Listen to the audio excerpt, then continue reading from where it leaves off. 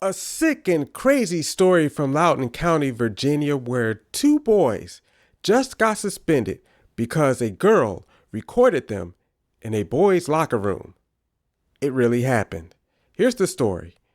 In mid-May, a girl who identifies as a boy and uses the boys' facilities, which is allowed under Loudoun County School Board Policy 8040, turned on her phone and entered the boys' locker room in Stonebridge High School. Loudoun County Public Schools had a copy of the recording but kept it to themselves until a Freedom of Information Act was requested by the boys' families. The video was mostly dark, but you can hear the boys in the background. WJLA 7 News over there obtained the video, and here's the audio. But you can hear locker room sounds and boys' voices. This is the moment some of the boys in the locker room realize the female student is there. 30 seconds later, you hear this. Why is there a girl? I'm so uncomfortable with a girl. Female, bro. Get out of here. The parents say the conversation was between the boys and not the girl. Why would that matter? Because Loudoun County Public Schools opened an investigation based on the video and the girl's complaint, a Title IX investigation on the boys, which means, in this case, a sexual harassment and discrimination case. The boys who felt uncomfortable that a girl was in the locker room is getting investigated. I don't even think the Title IX investigation is justified. The parents are mystified and angry, demanding to know what exactly in this video justifies their sons being formally investigated for sexual harassment. Loudoun County Public Schools absolutely failed these children, every single one of them, including the complainant, and they need to take ownership of it. I have a daughter that's in high school as well, and if there was a male in there videotaping her in the locker room, I would have issues.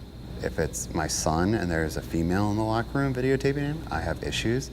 Loudoun County Public Schools policy prohibits any kind of recording in locker rooms, but in an email to parents, school officials said the video the girl recorded does not show his son in a compromising situation or, quote, violate his privacy in any way. I believe that is an invasion of their privacy. This father tells 7 News LCPS refused to show him the video and the beginning of his son's Title IX meeting. He said the LCPS investigator peppered his son with questions the dad believes were intended to bully him into admitting to something he didn't do. They didn't show us the video until after they had tried to get my son to say who said what and all this kind of stuff. But then once we saw the video, then we started asking about those context questions and how that could be left out.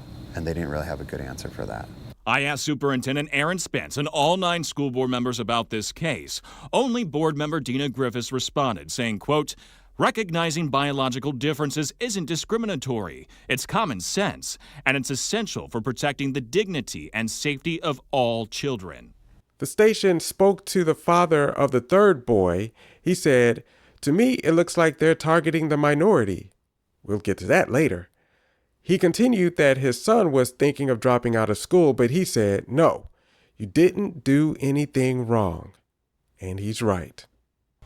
Last month, Virginia Governor Glenn Youngkin requested the state investigate a sexual harassment complaint against 3 Loudoun County students after he saw a story about the case right here on 7 News. And yesterday, we broke the story that Attorney General Jason Miyares says LCPS is weaponizing Title IX, and the evidence did not support the claim of sexual harassment. And the female student, who identifies as male and who shot the video, was the one who brought the Title IX complaint. The parents then filed a Title IX complaint of their own because their boys had been videotaped in the locker room, a clear violation of district policy, a complaint that LCPS quickly dismissed. In spite of the fact that the Virginia Attorney General found no evidence to support the complaint and has said the district is abusing Title IX provisions. I was shocked to see launching the investigation for the kids who are just expressing their opinions. We wanted to be an equal playing field, and If there is an investigation that needs to be done, let's do it, but it should be equal. There shouldn't be where this seems like it could be a political thing or there's an ideology behind this. We just want everybody to be treated fairly. Now, after their complaints were dismissed and the state found no evidence of harassment, the parents want answers. They're asking the federal government to investigate LCPS's handling of the Title IX complaints. Absolutely. Every bit of the process, every bit of the situation, absolutely. Loudoun County Public Schools suspended 2 of the boys. That means 10-day suspension, no contact with the girl, including in the same class, even though she's the one who's been invading their space, and the boys will have to meet with the administration for a corrective action plan. The boy who didn't get suspended and should not have was Muslim. Why does that matter? Because the white boys got punished and their record tarnished. Why, that seems kind of bigoted, doesn't it? The parents will obviously fight this decision and are being represented by the Founding Freedoms Law Center. But the story continues, and it will continue until at least November 4th of 2025, when there's a gubernatorial election between the current lieutenant governor, the Jamaican immigrant, the Jamaican sister, Winsome Earl Sears, and a former CIA intelligence officer and former Congresswoman Abigail Spanberger. As of this recording, she hasn't said anything about this case, speaking of Abigail Spanberger, but I might have missed it. As for Winsome Earl Sears, she was at a rally supporting the boys. Ladies and gentlemen, it is time for the insanity to stop. It is time for everyone to recognize what is settled truth. Girls are girls and boys are boys. Of course, there's got to be a rally supporting the other side. This is the moment that you commit to choose courage over comfort, to continue standing shoulder to shoulder and declare equity is never optional. Yes. It is essential and it is non-negotiable.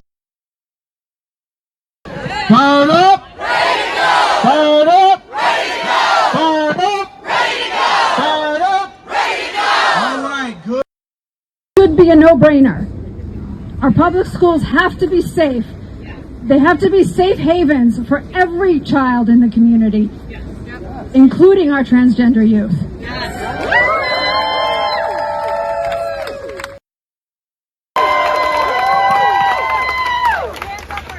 The reality is the laws of the Commonwealth of Virginia and of our federal government support Arlington Public Schools making this decision and making it for our kids here in Arlington.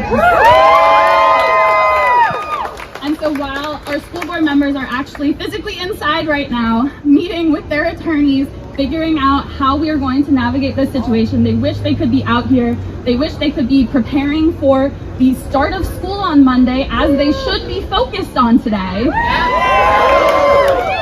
Instead, they are dealing with the media circus that has been created by people who are not from our community and who do not care about our kids.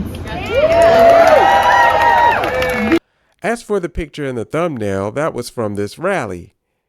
Now, if you're just listening to this, this is what it said. Hey, Winsome, if trans can't share your bathroom, then blacks can't share my water fountain. Yes, she proudly presented that. Is that the modern left? She later got word that this was going viral and not in a good way. Thank you. Okay, apologies for the speaker, please. What's wrong with Virginia? While going down this rabbit hole, you'll find the story of this super creepy sex predator guy who used these insane laws to waltz into a girl's locker room. And then Fairfax County Public Schools said that they're investigating claims that school staff arranged abortions for students and didn't tell their parents.